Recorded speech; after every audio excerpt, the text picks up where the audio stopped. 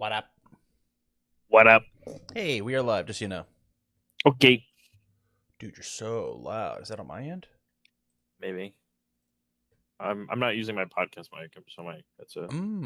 Are you changing that or no? Let me look. Probably not. Alright. After I figured out where the cord is. Fair enough. I think I want to do this. Also, my pop filter is fucked. Oh, yeah? Yeah, Cat? Mochi. Yeah, Mochi likes to eat it.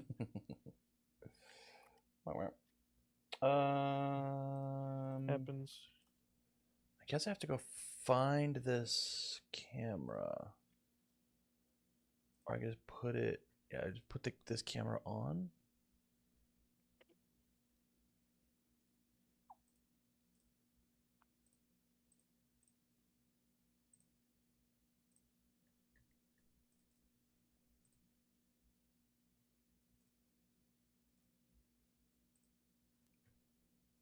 Okay.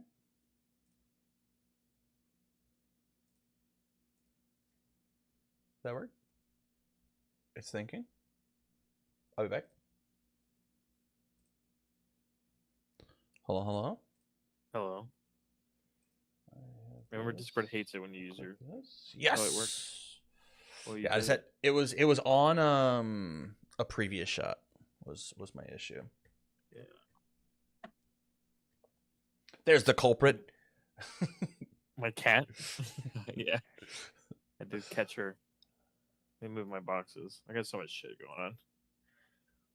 I haven't. See, for work, I just get to blur my camera background.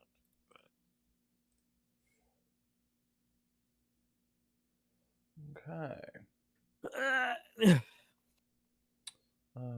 We transition and then fix your shot. You're just you're just a wee bit off. Where are you? Discord screen too. Oh my god. My mouse is dying. Okay. Which is tough because I love this mouse. Sorry, I love the keyboard. But the mouse is dying and they're connected. They're like a group thing. And like every time that I've like seen to like get a new keyboard, it's like never like exactly the specs that I want. And I'm bummed about it. I'm sorry you're bummed. It's okay. I'll get over it. What's your favorite Riftbound card? My favorite Riftbound card? Yeah. Watcher. Okay. I don't know if I have a bonus one of those. You can just get a separate mouse, but then I'd have to have a second dongle. You don't think you have a what? I don't think I have an extra one. Oh, what are those? What's your second favorite card? Misfortune? Question mark?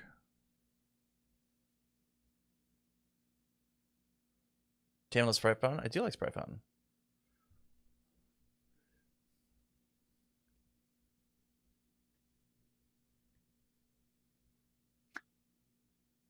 Okay, what's your third favorite? How about you pick for me, man? I'm just looking through all my extras. Oh, I do have Watcher. I have a Watcher. I have a Watcher. What is this?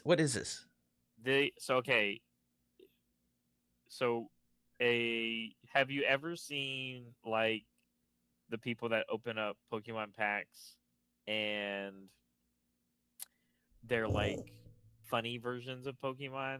Like they're like custom thingies. Yeah. Is it? This is Rift Buds, right? Yeah, Rift Buds. Yeah. So I have a lot of Rift Buds. Oh, I see. I'm trying to collect one of each of them. Okay, and they come in packs. Here's my current working one of each. That's crazy.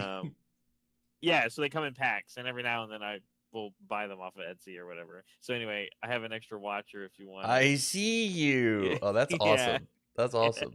Yeah. But I don't have an extra Misfortune or. Do you have a Lilia? Yeah, I think so. I think hers is called Eep. Eep? Oh, that's great. Eep. That's awesome. Yeah, this is my extra stack.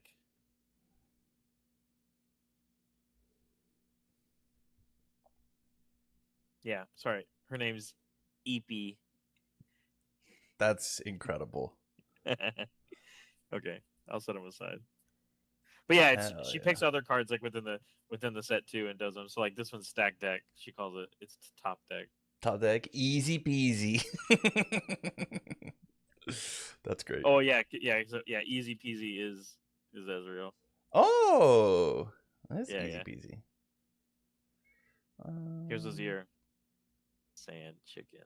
Is that not? I mean, you're for sure putting that as like clear sleeve, the backside of your Azir deck, right? Like, there's no way.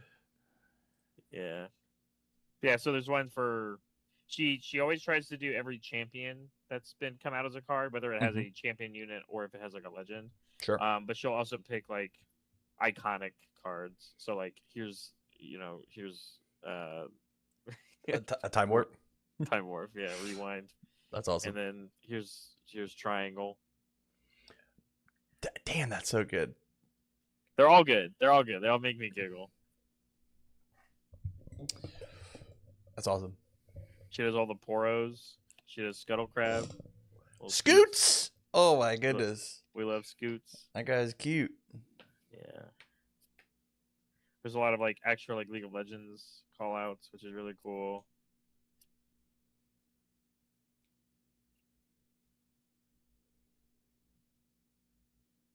This one's Ride the Wind. Whee! But not that excited. I'm a triple exclamation point girly. I love triple exclamation point. It's like my favorite thing of all time. Oh. If I ever put one exclamation point, somebody has hijacked me. I put three every time. I'm gonna show you more of them, but you have to name the card, okay? Okay, deal. Oh my goodness. I love this actually. Bounce House? Is this it's the we both bounce one, right? What is this called? Yeah. You're so bad at this. Yes. Yes. Very much so. Barrett, if I could reveal a Rift Buds card, who would you reveal? My favorite League of Legends character of all time is Fiddlesticks, and one day, hopefully, Fiddlesticks will have a card. Star-Crossed. That is Star-Crossed. You did Star-Crossed. Okay. This one's easy, but it's just funny, so we're going to show them off. Yeah, that's Sabotage. Sabo. Yep. Okay, here we go. Next one. Punch first. Yep, Nice. punch first. Love right. Punching Teemo. Goober glasses. Oh, that's the new glasses that just came out. I don't know what those are called. Something goggles, I think. Shady spectacles or something. Shady spectacles. All right, here we go. Name the card. Smoky Fart. Also a new one. Is that the one drop?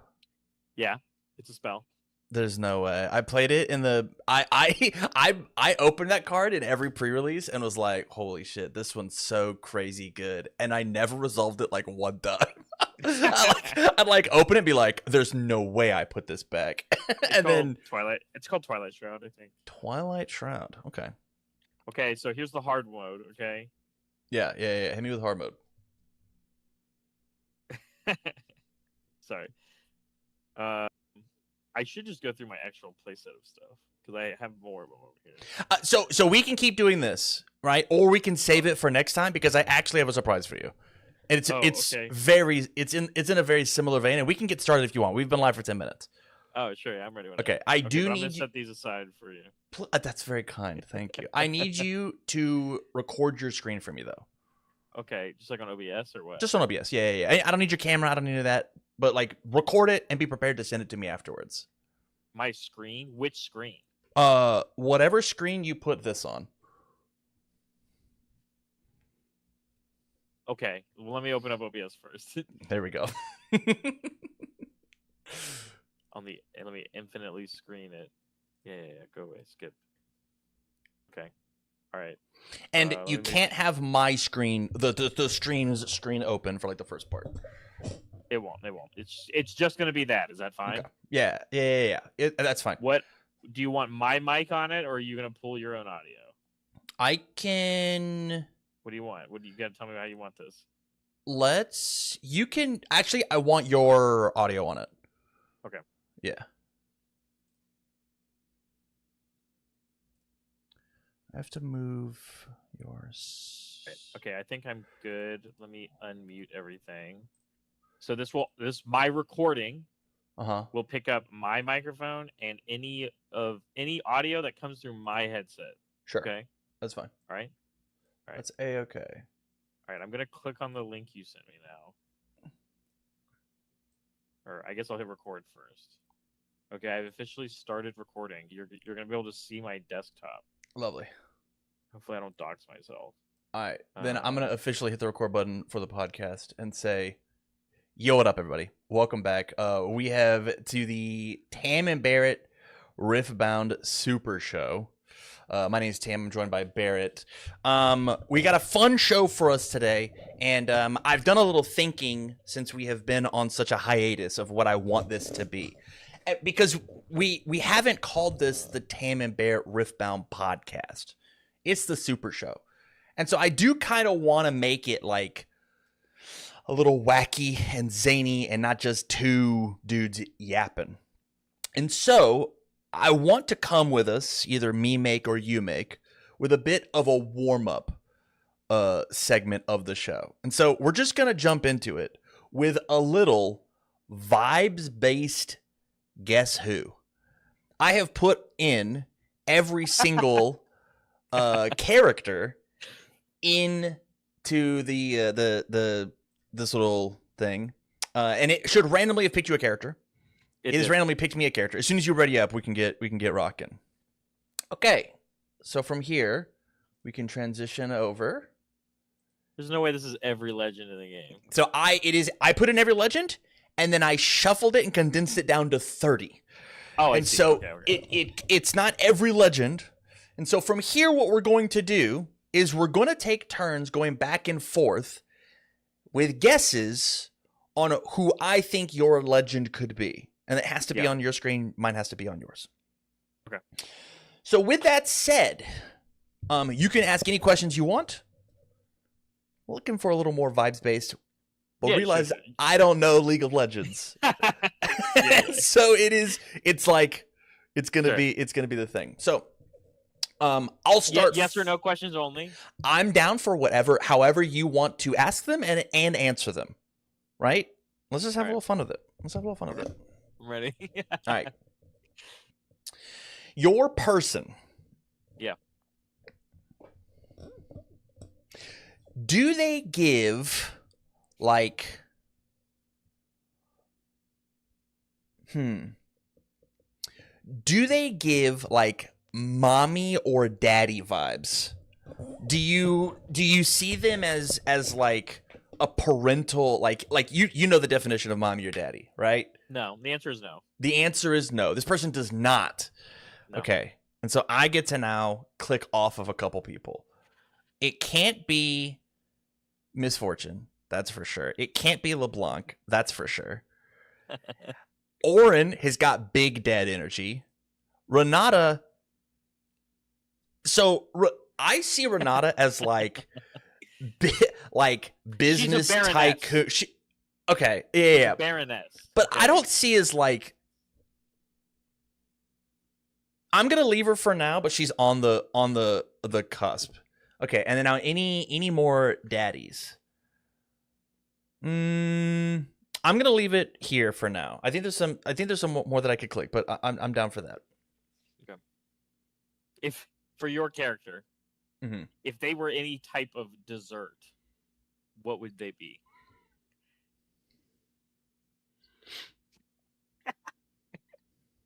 It's a good question. A type of dessert. Yeah.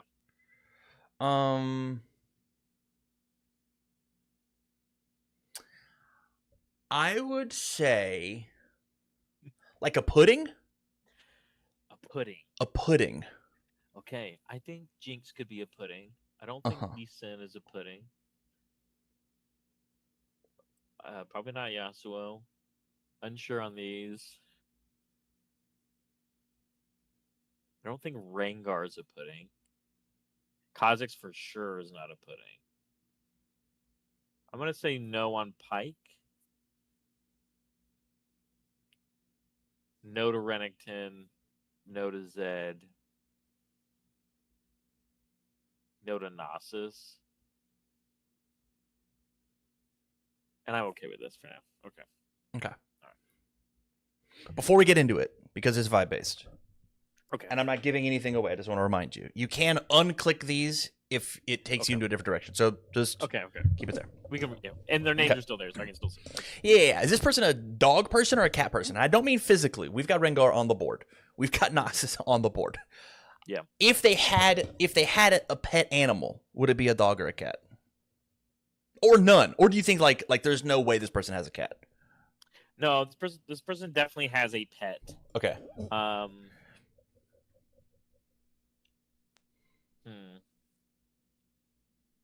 Should I, if I do a Google search, should I leave it on the screen? if you'd like. Give me a minute. Mm-hmm. Yeah, take your time. Take your time. I'll think of another question. Chat, if you guys have any questions, I'd love to. We can ask.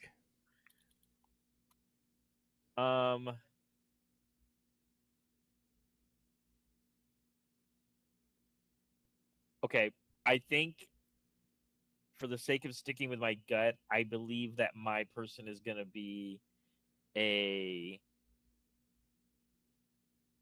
dog person. A dog person. I will justify myself later. Okay, that's fair. That's fair. Irelia is a cat person. I think Renata is a cat person for sure. Okay. And Bessa, I see the biggest, craziest dogs of all time.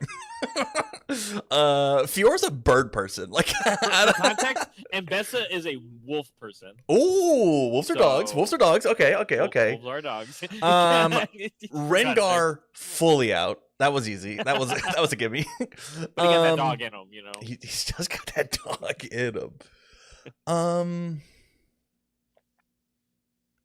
I think.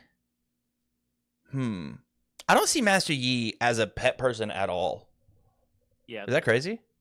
No, I think that's fine. I'm gonna get rid of it. And then Diana's the most cat coded I've ever seen in my whole life. I'll leave it there. We'll be good. Okay.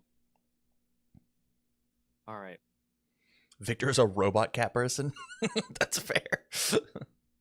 Okay.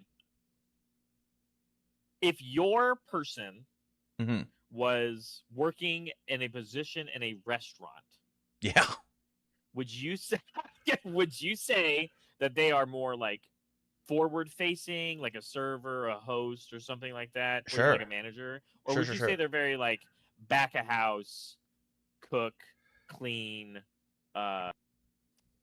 inventory, logistics kind of person? What do you think? Front of house or back of house? Back of house and straight up line cook. The most back of house possible, actually. Right.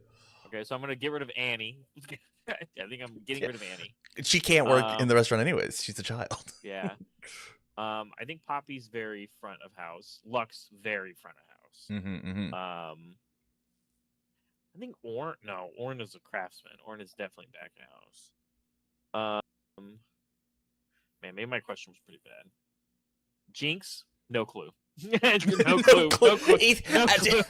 Either the coolest waiter you've ever had, or also the best chef you'll ever have. I think she fits that role perfectly. And you said line cook? Line cook. This person's cooking. This person's cooking. Okay. Cooking. Okay. I don't think LeBlanc is cooking. And honestly, I could see Jin cooking, but I don't think he is. No, for sure, Vi not cooking. So I'll leave it there. Okay, I'll eliminate it. Jinx is a bartender.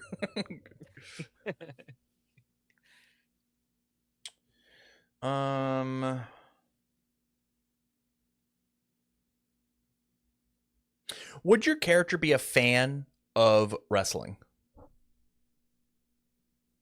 Like WWE? And if so, and if so, I mean like the wrestling that you like, you know. And if so, give me a scale of 1 to 10. 2. 2, A 2, maybe a 3. a 2, maybe a 3. Yeah. Okay. They I don't believe like that I believe that my character would have much further respect for like your type of martial arts. Whoa, I like that a ton. I mean, that's massive, right? Because Jinx would love wrestling. Kha'Zix would love wrestling. Rumble, he's getting in there. Sivir, Ambessa loves wrestling. Renekton, I'm taking off. Vi is in the ring. I think that maybe Pike doesn't like wrestling because it's not bloody enough, you know? Like they don't go far enough with a spectacle. I think from there we said they would not like it. Probably not. I think I'm going to leave it here. I'm going to add Poppy to this list and then I'm good. It is yours. It's hard because you don't know League. But I think you could also ask me questions about the game if you'd like. No. It's okay. Okay. I'm down with vibes. Okay.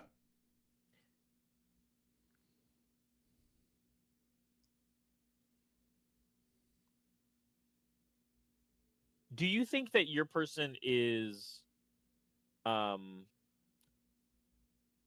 do you think they like save their money, or do you think they're very much like, nah, just kind of loosey goosey with it, you know, spend it on what you want, you know, not really think about it, but you know, like is never going to like bankrupt themselves, you know? I think this person has no they don't care about money at all. And so like this question is not relevant for them even a little bit. Oh. They don't care about money at all. Yeah. Like they're not picking up like a side job. They wouldn't like sell cards or nothing. They would they would they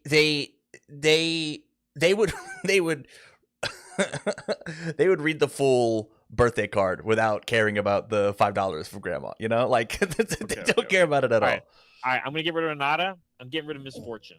Okay. Those are good calls. My gut wants me to get rid of Rumble and Sivir and Fiora. I'm getting rid of Fiora for sure. I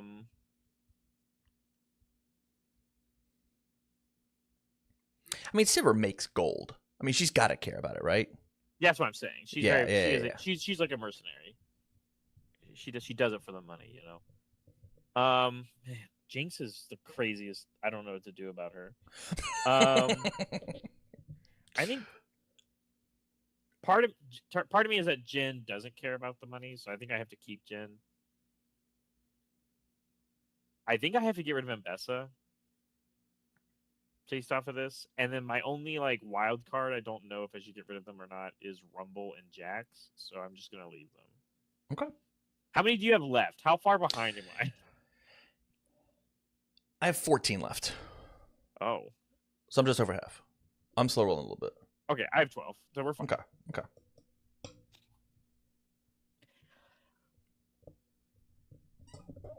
Is your guy like anime? For sure. Big anime watcher? Big anime watcher for sure. Okay. I'm taking off Lux. I'm taking off Fiora. I'm taking off although he looks it, we'll get rid of Victor. I'm getting rid of Pike. And then Lucian's like a cop, right? No.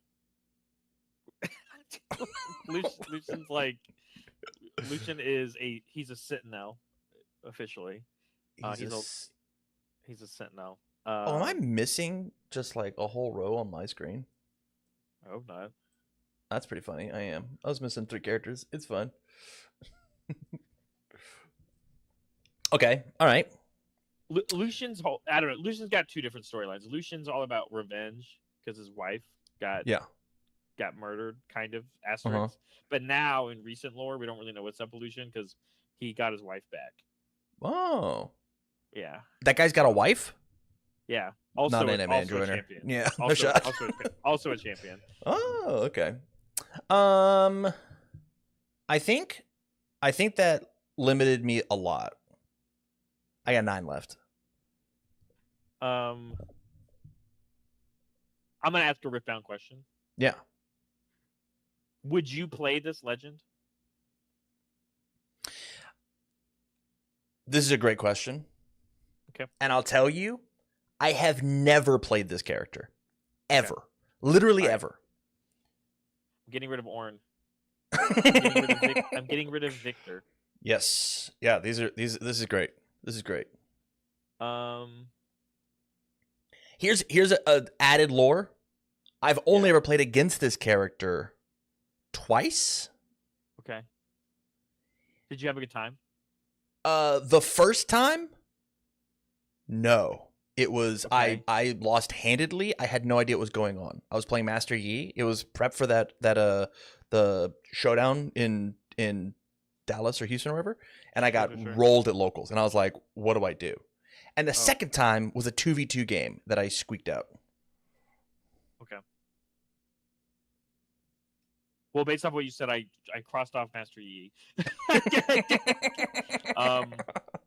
And I think I'm getting close to it.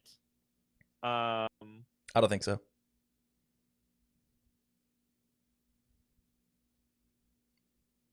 Here's the. You don't think so? I don't think so. I think you don't. I think you. I'm gonna make a motion with my mouse. I think it's this one. I think it's this one. Just for you all. Anyway. Well. The only time I do know some of these that you have played against, and that what you just described is not my Jin deck that I played against you. So I will also cross off Jin. True. And yeah. Yeah. I'll leave it there.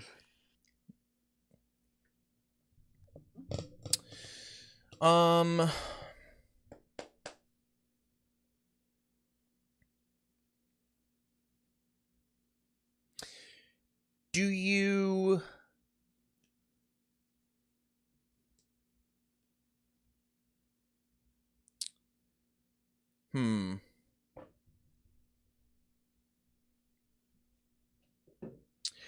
Do you think this person's good at juggling? Yeah. Yes. Yeah, I do. Okay. Thank you so much. Yo, pizza delivery. Yeah, pizza delivery. Yeah. I think my character's pretty good at juggling. Okay, I'm gonna take off Annie. So here's what I have left. I've got Lee Sin, Yasuo, Jax, Diana, Zed, Jin, Mel, Kennen. Okay. I just took off Annie. Yeah, that makes sense.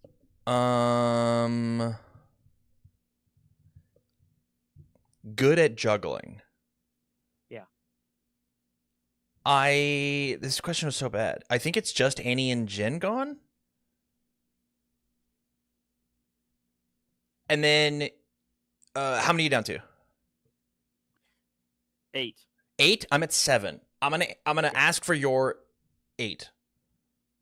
I have Jinx because I don't know. I have no idea. Rumble. Yeah. Irelia, Jax, Diana, Lucian, Mel, and Kennen. Okay. We've had a couple guesses, and I want to make sure that we have fun of the game. Yep. My character is currently not in your perspectives. Oh, shit. So I've got Lee Sin, Yasuo, Jax, Diana, Zed, Mel, Kennen. Am I still on track? Mine is still in your list. Okay. Yeah, Okay. Yeah. Okay, so I've got to reassess. You have to reassess. I'll give that to you. You can ask another question. Well, because you got to get back on target. I'm good. You ready? Mm-hmm.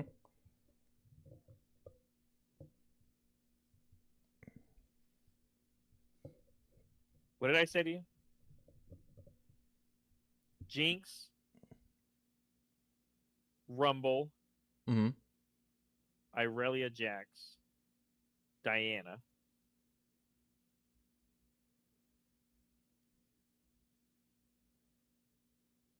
I think Lucian was still on my list. Lucian was on my list. It's okay. We fixed it. Look at this. Boom. Okay. So I took all 8 of those and I made them dark and I lit everyone else up. Good call. Good call. Which means I did my math wrong. So I think one of these is still lit up. Okay, there we go. All right. Okay, we got to pivot because I'm going to pivot. Lose. You got a lot. You got a lot. Okay, is your legend from Origins and Spirit Forge? No. Okay.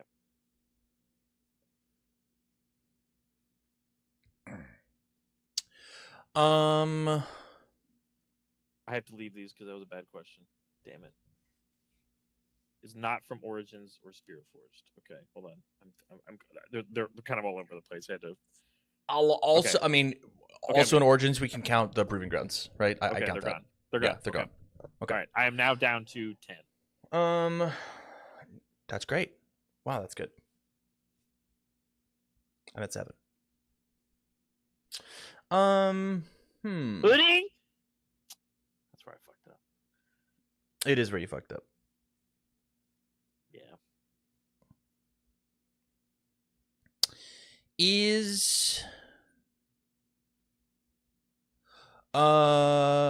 Does your character fight with weapons or are they barehanded?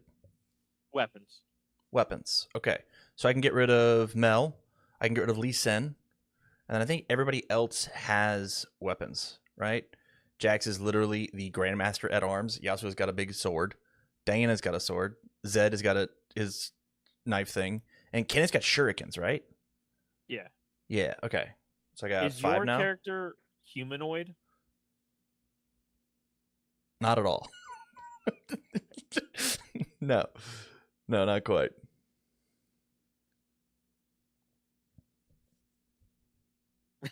You got to guess? I think I do know who it is now that I've reassessed and relit the board. Yeah.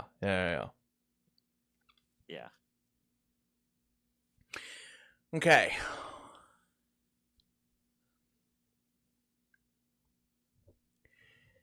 Is your person decidedly a ninja? Yeah. Yeah, okay. So I'm going to get rid of Diana. I'm going to get rid of Jax. And so it is either Yasuo, Zed, or Kennen. And so you get to guess, and then I think I got to take my 1 and 3. Okay. I think purely off of the 5 that are still on my screen. Uh-huh. Which I have currently. Yeah. Rengar, Kha'Zix, Renekton, Nasus, Poppy. Yeah. The only one on here that I can identify with pudding is Poppy. Is your character Poppy? My character is not Poppy. Ah, man. My character is not Poppy. I'll take the next guess. That's fine. Is your character Yasuo? No. I don't think Yasuo would be good at juggling, honestly. You don't think so? No. Also, I don't think Yasuo would be a dog person. You think he'd be a cat person? I don't think he'd be a pet person. Hmm. He's a loner, you know. Remind me, they are a dog person? I think they're a dog person. Yeah. Okay, we're getting rid of this one too. All right, you better guess it in 1. All right. Again, he said pudding, and I think I'm just screwed. Do you want to re-ask that question? I can pick it. No. Okay. I'm sticking with it. I'm diving in, dude. That was the most vibes answer you gave. You gave that answer so quick that I think it was a good enough answer, and I'm just not seeing the vision. Is your character? See, I'm not confident about my answer.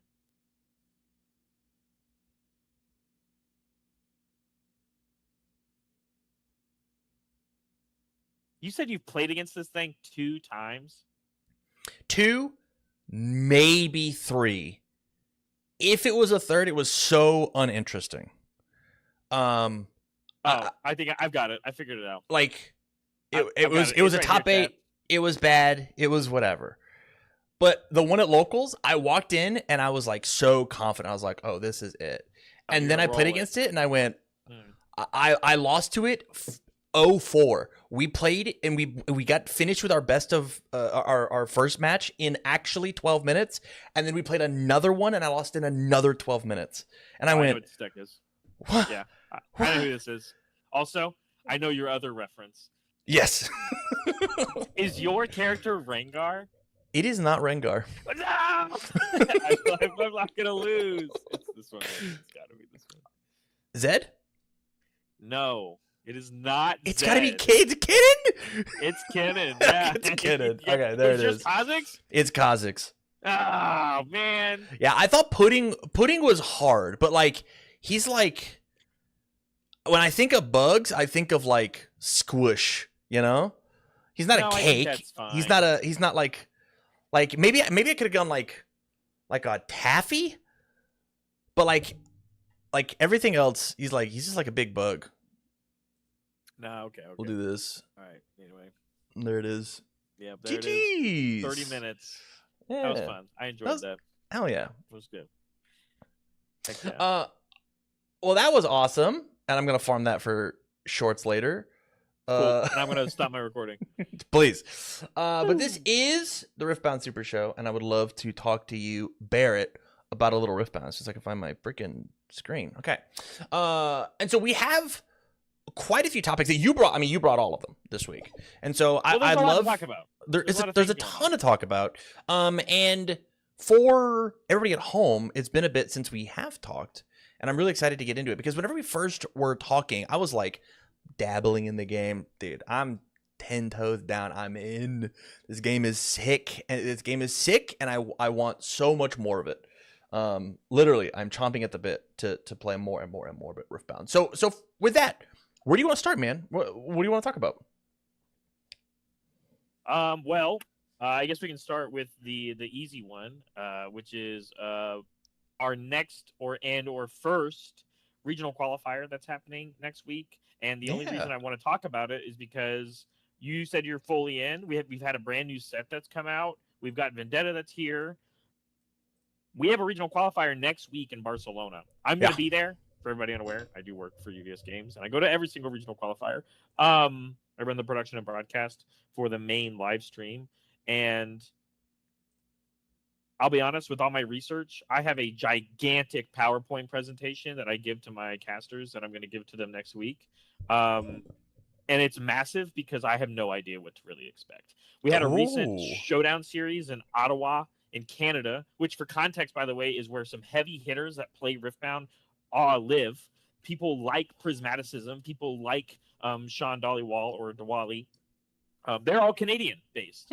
So there are heavy hitters up there. And there was a bunch of decks that I think a lot of people were maybe underestimating or not talking about yet. And this showdown series with nearly 600 players that happened last weekend got us an early glimpse of what we might expect in the Vendetta season. So my question, I guess, to you, Tam, is what do you think is going to make a splash? Because I'm pretty low on Vendetta as like a power level set, but it has immediately, at least based off of the 600-person tournament, flipped my expectations of what I should expect next week.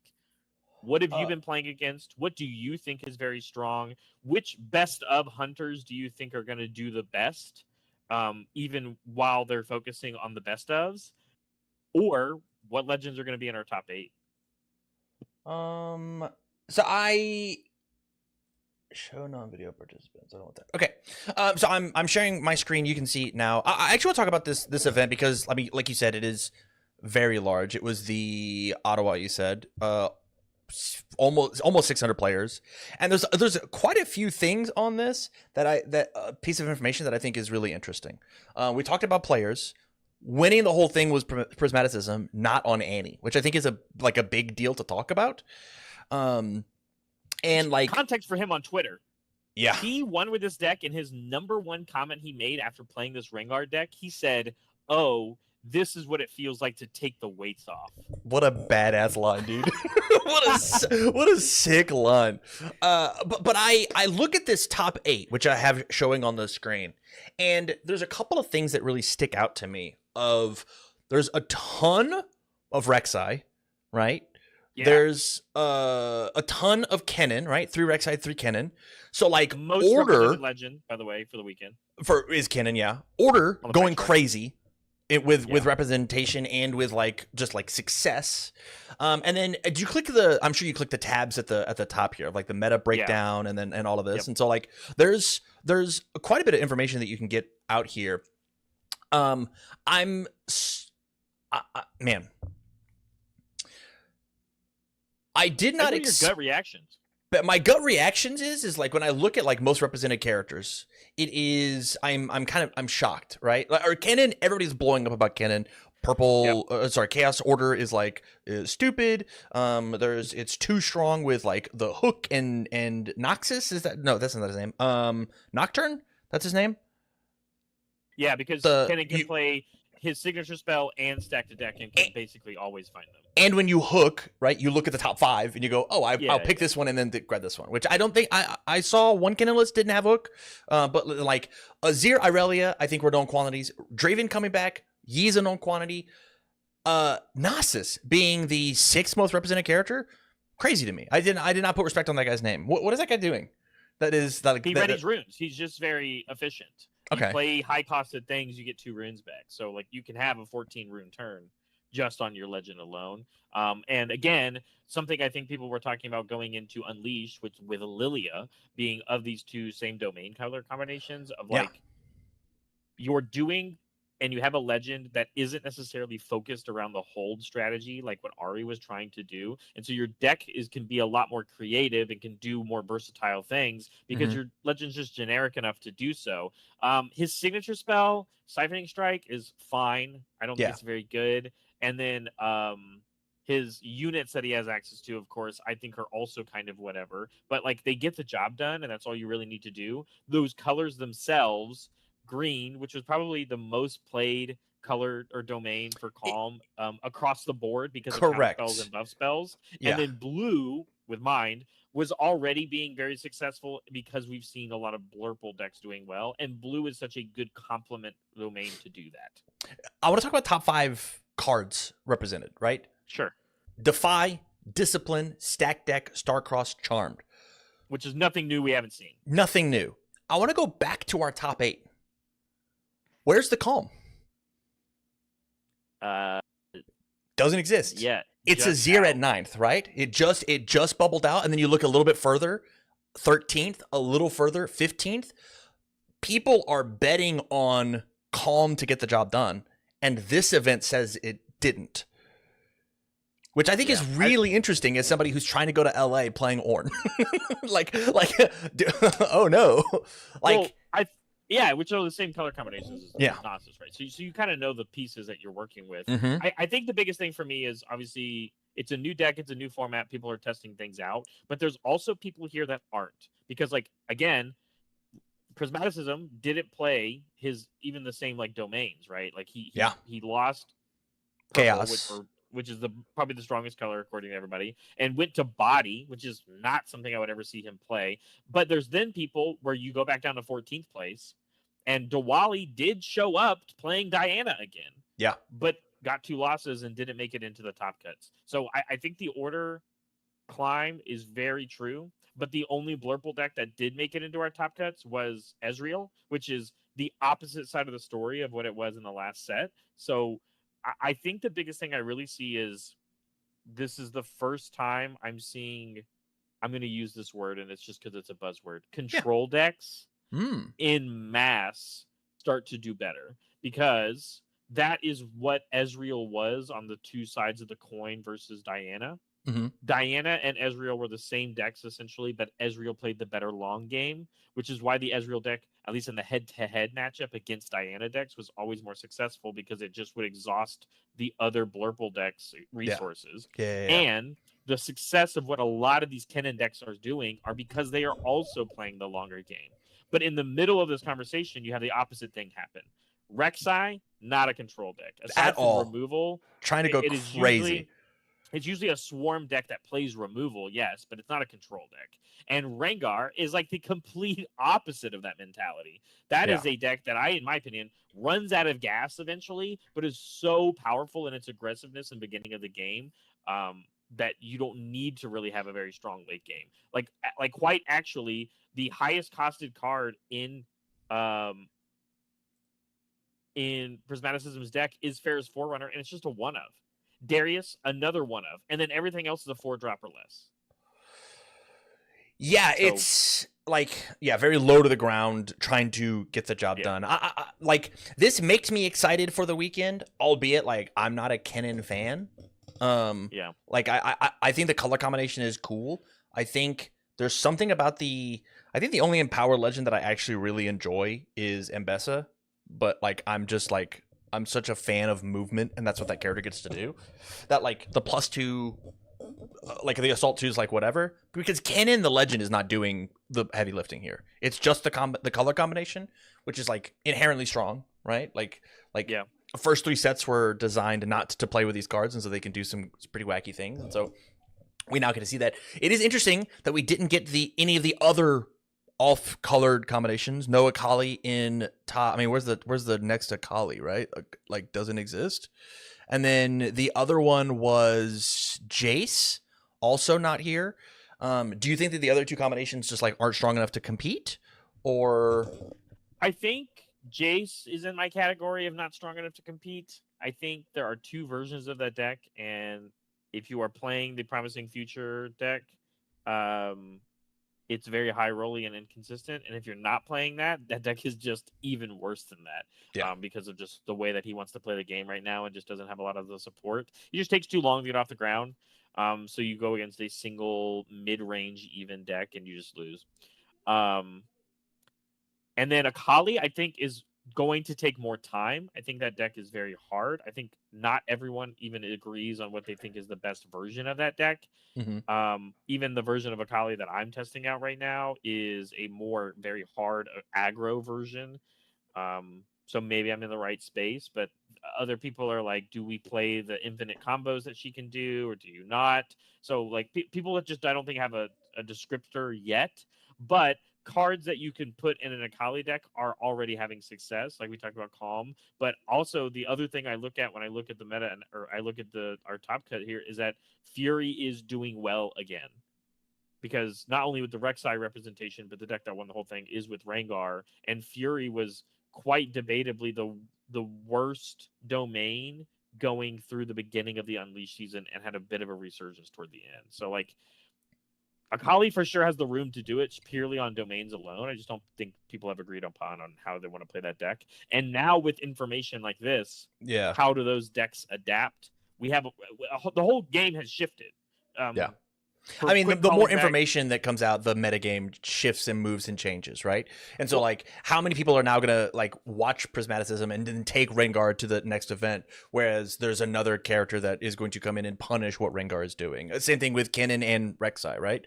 Like, hey, if your deck can't handle easy spot removal, then you need to figure out what to do against Kennen. If your deck can't handle the swarm, literally, then you need to do something about Rek'Sai, right? Like we have this information of like what people are looking and wanting to play, and people are going to be taking these exact lists and just grinding them for the next week and a half to just go to the event, right? Like, or they didn't go and they think they have something, but they're for sure going to test against these decks, yes, right? Yeah. And I think that's just it. Is like, I think there's so many different ideas and concepts of what they think is really good right now, because the game not only shifted with the new set, but the game shifted completely, and the way that some people were deck building to compensate like the going first and going second mentality, because Arena's Greatest and her Aspirant's Climb are no longer in the game. So like, it completely has shifted how people represent the deck building aspect they have in their battlefields, and are now having to reassess that. And not only that, Control decks, I think, would have maybe a harder time because Aspirant's Climb is now gone. That's not the case based off of these results. And if that's where you put Kennen in a category, right? Or Ezreal. And then on the other side of that, aggro is still thriving based off of the results of what we've seen, even with cards like Arena's Greatest not still here in the format. So I don't know where it goes. I don't know what people are going to do. It's interesting you say that, because I don't know if like with these, when I look at these results, I don't know if Control is thriving. I think Kennen is thriving. And I don't think aggro is thriving. I think Rek'Sai is thriving. With outliers, obviously, of Ezreal and then Rengar, right? But like 3/4 of our top 8 were 2 characters. And so like it's possible that with losing those battlefields, those decks that needed that little extra push, that extra oomph, like no longer can get there, right?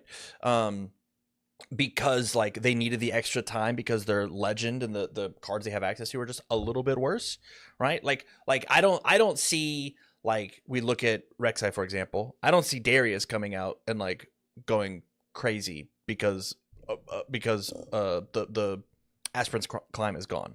But I do think that like with the cards that came out in Vendetta, Rek'Sai just got more spammable units, easy ways to kill their own units, in order to like reconquer battlefields, to re-trigger our legend. Like the cards that we got are just good for the character. And with Arena's Greatest, which obviously wanted to be in the Rek'Sai deck, losing it did not hurt the deck as much as losing the other side of the equation helped the other control decks, right? Yeah. And that's the thing that I'm nervous about when it comes to like shaving off those, is we are the characters that were good with them. We're good with them. I agree with them being gone and banned. Please get rid of them. But there's almost like I almost wish like this will never happen, and I'm giving a fake example or whatever. But imagine that like Aspirant's Climb got errated to, if you have an order symbol, you can't play this, or something like that, right? And so like, oh, the control deck of Kennen with Aspirant's Climb getting that 9th point was too good, so you're not allowed to have this one at all, right? Or some way to like make that thing happen and make that a real thing. But at the same time, like, man, one of my favorite battlefields of all time, the one that I want to play is I think it's Nexus of Power. I think is that one. Yeah. If you hold, pay 4, you get a point back. If you squint your eyes, that's actually both of those battlefields. All you have to do is get on the base and then hold your point, and you get it, right? Like it goes from, hey, this is the 8th point, now it's the 9th point, right? And there are other battlefields that is more similar to Arena's Greatest. And there's other battlefields like the one that says like you can't score here until your 3rd turn. That's essentially Aspirant's Climb against an aggressive deck, right? They don't get that bonus point, and so we're playing for the extra game. And so like there are when you squint your eyes, look back at it, you go, these are the same battlefields. But those other ones were just so efficient that I think it's going to help you get this result, with obviously the first event with Vendetta out ever. Well, and yeah, we have a couple other results from the China City challenges. Those events don't typically get any bigger than like 128. So, but there's other events over there where like Nasus has had success, got even first place at a couple of those. So like that's some of these other trends that we're seeing here. But I don't disagree with you. I think the biggest thing, like when I look at the top 8 and then I press the next button next to it, which is top 16, the conversation is still pretty 50-50 in my mind. Whoa, Jace got 12th? Yeah. Jace got 12th, which is surprising to me. I'm sure it was just Dazzling Aurora. He just had a good day. Yes. Yeah, but like 3 units Elder Dragon. Yeah, if you go to top 16, actually Rek'Sai is the winner, right? Actually more so than Kennen, but representation-wise, Kennen had the most. Then we see Azir finally show up, right? And then you have a bunch of these little one-ofs that kind of just like fit a point in the slice of the pie. But then if you go one step further and you go to the top 32, the Kennen conversation shifts again. But again, most represented legend of the tournament, and then boom, which skyrockets up to second of the pie? Irelia, which wasn't in any of our conversations, but was second most represented going into the tournament, right? Yeah, so, I think we can go ahead and move on to third, what we think will happen in Barcelona, which is I think that Aurelia's out. I think that you're like, she already had an order problem, and the best aggro deck and the best control deck both have order. Like, just having Call the Weak is like just a death sentence for that character. And the fact that one of them loves blowing up their own unit, right? And then the other one gets to play it out of the discard pile sometimes. It's like, yeah, man, I don't know what she does. And so I would be very surprised to see her on the top half of the pie chart in the next one. With that said, interesting. I'm on the other half of that conversation. Really? I I had to go through a conversation at the beginning of when the set came out because for everybody at home that's unaware, I have a lot of Riftbound decks. And I have the conversation with myself internally of, do I tear some of my decks apart to make room for the new ones, or do I just build new decks? The answer is you just Surprise, build new. that was also the answer this time. So, Yeah. but that still means I have to go through. I built 4 new decks for this set, Mm-hmm. and I still had to go back to all of my other decks and update them. Yep. And genuinely, when I was updating the Irelia deck, I think it got the biggest glow up. Really? Yeah, I think being able to give your units hexproof and play, or untargetable, Mm-hmm. and being able to play a unit now that is way safer to play, even safer than Irelia Fervent, as soon as you put it into your base with Akali Silent, Mm-hmm. has really changed how that deck goes, and the amount of might that it can get to now, because Akali also gets might when you move to battlefields, has really helped that deck in its one biggest downside, which is just like what you said. When you play against these sort of order and these removal-based decks, you can just choose when and when not to protect your units, and that's in combination with things like Guardian Angel, Zonia's Hourglass, etc. So, like, I think there's a way to navigate it. You just have to figure out the right direction. And I got to talk about the last thing I want to go into specifically before we actually pick a list of legends or whatever. Another thing that changed with the game is that the sideboards got bigger. It's true. We have 2 extra slots, and then we just came out and now have a set that introduced these things called decrees, which are point and click spells on opposite domains that you have, if that is a struggling matchup for you. And that is something Irelia has access to. She struggles with order. She has chaos. She can play Decree of Discord. Yeah. So there is something going on for her, at least in her sideboard slot. And there's more of those now in the board, which I also think helps the Irelia deck. So for me, I think Irelia is actually in a pretty good spot. Obviously, the field believes in it. I've always got to put my boy Azir out there in the conversation. Also, we're going to Barcelona, and that is home turf for my boy Squirtle, who is a 2-time regional qualifier champion with Azir. I will say, though, having also updated my Azir deck, not a lot of changes going on. Yeah. So I felt the same way with Ornn, so I get it. Yeah. So I'm interested to see what Squirtle's bringing to the table. I'm interested to see what's going to be going on. But I can't not talk about Azir if we're going to Spain. And that's for sure what we're going to talk about next week. So yeah. I'm really, really excited about it. I am planning on, don't tell anybody at UVS Games. Don't tell anybody. I am planning on co-streaming it just to watch the games and cast over it myself, just to enjoy the show. And I need a reel because I would like to get into casting and I want to be able to send that to somebody. And I realized I haven't cast anything in I don't know, a year. So I need to put my face on camera. But for full disclosure, Tam, we do promote co-streams, and actually, it hasn't been officially announced yet. But we all, especially in Europe, we always have a French co-stream that's going on. But spoiler alert, we're doing a little bit more this time. So I'm just saying, co-streaming is not frowned upon. We actually openly support it. So then, Barrett, I'd love you to tell somebody at UVS Games if you know anybody. I wish you luck in co-streaming. Of course, I'll be there. So just keep me on the phone one time and just we can do the Super Show on the screen. But I'm so excited because I'm excited to see. Because I'm in the same boat as you when it comes to, I guess, non-canon Vendetta characters, is I would love to see somebody crack the case. I was I want to see that so badly, and just see what is up with the rest of the gang. And I think we will see that. Obviously, Alan ZQ, the other 2-time regional qualifier champion currently in our game, was he at this event? No, he wasn't. No? Which is why, what I'm going to bring up is he has very openly said that he is playing Mel. Mel Medarda, which is his new blurple fixation, as he did run the Diana Gauntlet the entire time during Unleashed.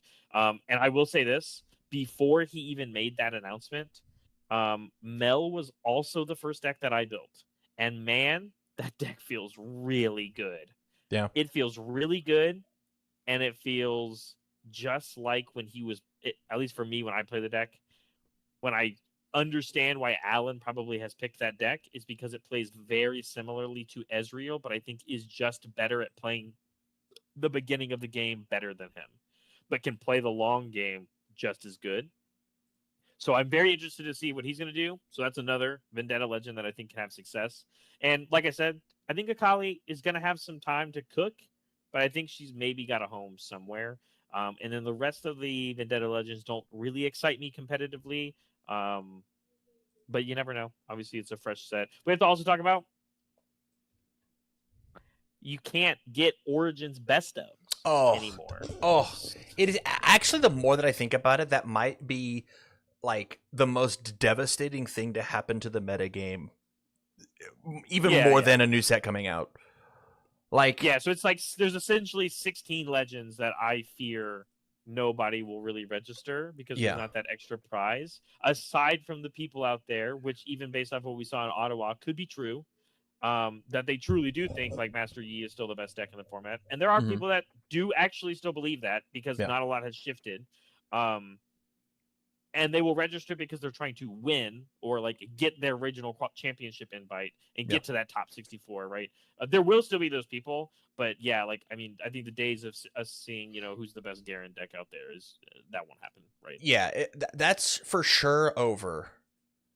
Yeah. And I when it the two sides of the coin are for me, obviously, I don't care about Garen players. Just in general. Okay, sure. A little harsh. We have, speaking of Twitter, there's been so much complaining about Infinite Lux, and now I can't go get a best of for Lux. Is the Infinite deck going to show up? Do people even care anymore? Like there are these characters, Lux, Yi, Victor. I think Kaisa could still do it. Yeah. Like Annie, right? Prismaticism has jumped ship, and I'm sure that's in part because we can't get the best of card anymore. It's like why? Yeah. It's like it's loss of value. If I just like, why would I do that when I could trade in the teddy bear for a kitty cat? Like it is going to change. It's going to change the meta so much of like, if my deck has a bad matchup into Victor, I now get to go, oh, what's Rex doing? I now get to go, oh, I don't have to worry about that guy in the pie chart. There's 1,000 people that are going to be at this event. I can just dodge them. Whereas before, it was double digit numbers. Like you could see 12% of a Victor and be like, dang, that's a lot of people playing this character. It's just. It's so interesting when it comes to you doing your homework at home of what am I supposed to actually prepare for? It's tough. Yeah, I agree. But at the same time, maybe now we will see other legends that had smaller chunks of the pie now get bigger chunks of the pie. I think of the people, I mean, I'll say it because you're playing him, Ornn. Mm-hmm. Like there's a reason now for you to play Ornn instead of you like wanting to try and get the Ari one, right? Like, wow, I still want to maybe stick with those domains, but now I have to try something else to get that done. So I think it does shift in the other direction, of course. It maybe, again, gives an opportunity where we can see Vendetta break through legend-wise, or even some of the Unleashed ones that didn't really have a good time in the spotlight beforehand, or even Spirit Forge. I think those same conversations can be had with this sort of shift and change, but I agree with you. I mean, 16 legends is a lot that I think a lot of people are just going to change their prioritization list, like we basically said, depending on what their goals for the event are. So I think it's anyone's game. This is the first one. This first one is going to tell us a lot because we have Singapore at the beginning of September, and all of that is leading up to what I think to believe is probably going to be the most attended regional qualifier and the last one of the year, Los Angeles, at the end of the month next month. So which I know you'll be at. There's these next three are going to be so huge, and I'm so glad that we had this showdown series that kind of started it off with about 600 players, as well as, of course, the Chinese tournament starting off as well. But like now that we're at release parity, everyone is trying to solve the puzzle at the same time now, and I'm not saying that there's an answer to it yet, and we won't know an answer until we see a winner next week. Yeah, true. True. Cool. Give me the character you think is going to win it all? Who's your Azir. It's Azir. It's Azir. Okay. I'm not gonna not bet against Tam. They gave me one of their shirts. And I've told everybody this. If I was allowed to play since the beginning of Spirit Force coming out, I would be playing Azir. That's just the deck I vibe with. I like how it plays. And Squirtle is my champion. He's my herald. He's my emperor. I think if Kinnan didn't exist, I would be on Irelia. Like, that's fair. That deck is like very strong. It feels very powerful. Every time I play against that character, there is not a singular turn where I go, I feel in charge and in control. Even the turns that they take off, I am sweating bullets. But I'm also playing a legend that, like, like, I don't get to call the week this character. And so, like, when I look at what this character can do, I think if I had to pick anything, honestly, I really like the shape of what Rek'Sai is doing right now. I think it's crazy because I've also had Rek'Sai was my first Spirit Forge deck I built next to Azir. I remember that. And they got zero, at least my list, basically made zero changes last set. Aside from the carrion dredgers, right? Because they make a bird when they die. Yeah. This set, a lot of cool new things you can be doing. And it's not just... And I'm still doing like Immortal Phoenix stuff, which is like kind of a meme and not as good. But like, obviously these Rek'Sai decks are having actual real success because the deck does feel better right now. More so than I believe it felt last format. But even still, Rek'Sai did get a top 8 in Utrecht. So like people are maybe looking on it a little bit more. So. And definitely with this last event, like people are looking at this character for sure. I'll put my money on Rek'Sai. I like how the game plan. I'm such a fan of like go up, conquer the thing, get rid of the unit. You know, Victor, Rek'Sai. It is honestly how I even play Ornn, right? Of like I'm gonna have a 12 might unit. It's a scuttle crab. I'll move it up. I don't care if it dies. Like I like that game plan. On conquer effects are very good. And being able to recycle on conquer effects is a strategy versus trying to, get the wins by holding. It's a real thing. And Rek'Sai herself, right? She only works when you conquer. So like, it fits the game plan. I totally get it. You want to talk about regional championship information? You want to talk about the lottery? We'll do the lottery and then we'll segue in. Let's do the lottery. So this is a big thing that I like. I'm gushing about this, and I'm very anxious about it because the T1 bundle collector thing lottery opens up tomorrow for us. Time of recording. It's Thursday for us. And if you are a League of Legends esports fan, this is a pretty big deal. Yeah. If you're a Riftbound fan, this is a pretty big deal. And if you just like cool looking cards, also kind of a big deal. Basically, there's 2 versions of this bundle. And one of them is just the cards. Just the cool cards. That one is going to be significantly more affordable. There will be more of those. I don't know the numbers of these. I'm again not my department. I'm just saying stuff that is public knowledge. And that is not what we're mainly talking about. What we're mainly talking about is that this lottery system is to get in the drawing for you to be able to purchase one of these limited edition bundles, because this is not just a celebration of T1 winning worlds, but it's a celebration of them winning 3 worlds in a row, which is a pretty big feat. And to commemorate that, and because it was the year 2025, there are 2,025 signature versions of these cards. Yeah. Serialized, evenly split amongst them. If you get one of these signature bundles, which I believe they are $360 or something like that. Something like that. Yeah. If you get one of them, if you win the lottery, you then have a 20% chance to get the one that you want signed by the player on T1. Wait. You don't get all of them signed? No. You get one of them signed. You get one of them signed and serialized, and you have a 1 in 5 chance of getting the one that you want. Now, if you're a T1 fan out there, you're going to be pretty happy regardless of which one you get.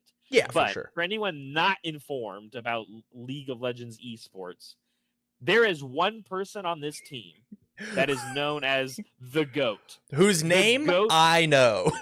That he knows, yes.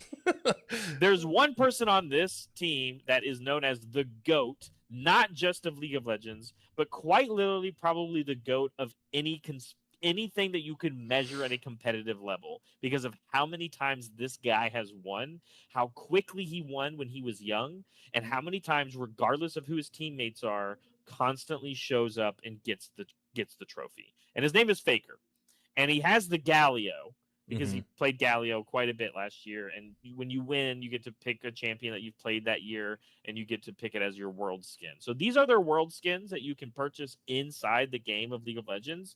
And then there are signed versions of them of what you're trying to get in the lottery.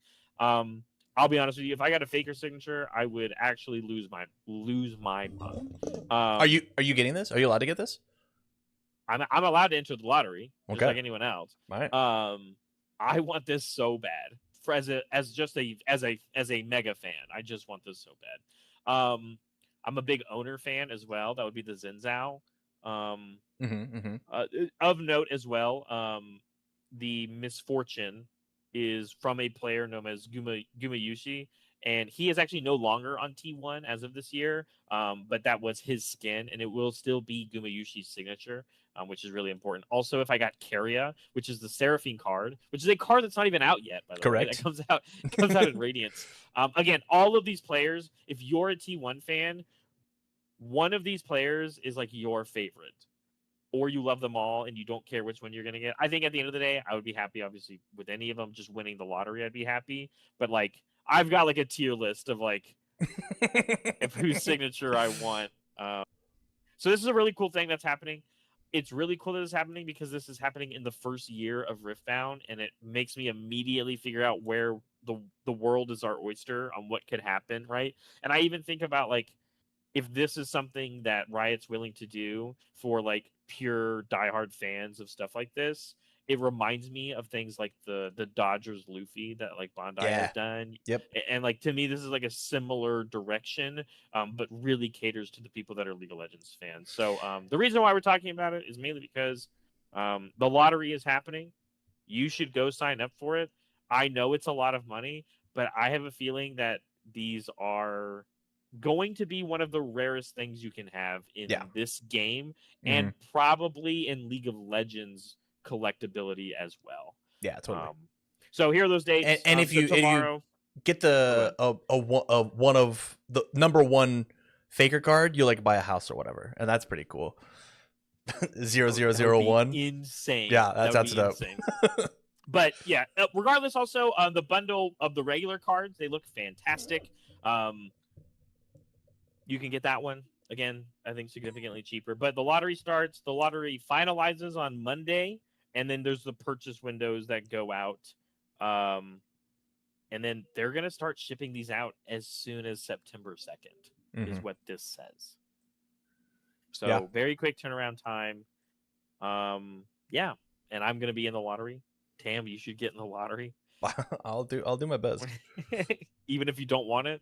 Yeah. Well, let me know. yeah, for sure. I'm kidding, but so it's really cool. I'm glad they're doing this. I'm very scared to see how much the secondary market is going to put these for. Yeah, I think that stuff like this is so cool, and the fact that I think if outside of the Seraphine, whose price I do not know, I could go play set all of these cards for competitive play and casual personal play for maybe $5. Maybe. These are all whatever rares. Rare. They are all rares. Seraphine's not a rare. That's the only one.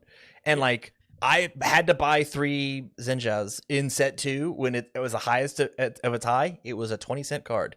You know what it is today? 15 cents. So like, you do not need these at all.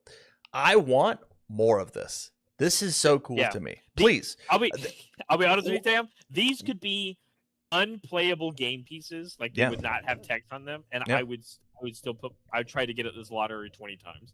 Like Worlds just happened again, yes? Or is it happening currently? What does that look like?